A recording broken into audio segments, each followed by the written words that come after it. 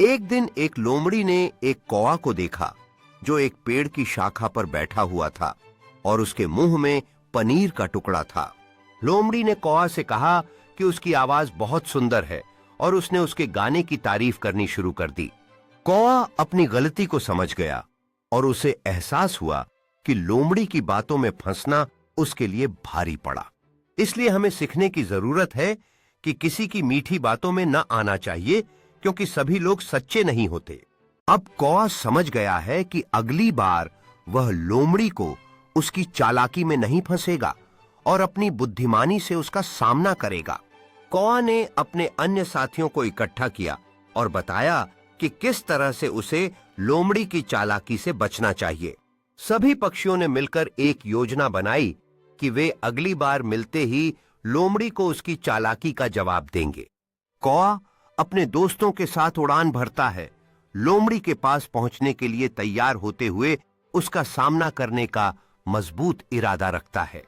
कौवा ने चतुराई से चमकदार चीजें लोमड़ी के पास गिराईं, जिससे वह भ्रमित हो गई और अपने आत्मविश्वास को खोने लगी। कौवा और उसके दोस्तों ने पेड़ से यह सब देखा। उनके चेहरे पर खुशी और गर्व की चमक थी, क्योंकि लोमड़ी अब चतुराई से हार मान रही थी।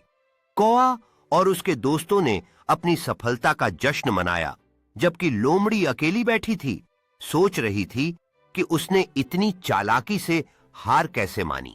कौवा अपनी अगली योजना बनाने में व्यस्त था, जबकि लोमड़ी दूर से उसे देख रही थी, अपने आत्मसम्मान को वापस पाने के लिए एक योजना बना रही थी।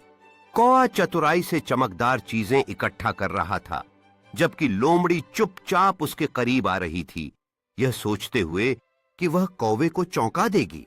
कौवा ने चमकदार चीजों को आकर्षक तरीके से सजा दिया, जबकि लोमड़ी छिपकर उसे देख रही थी, सही समय की प्रतीक्षा कर रही थी।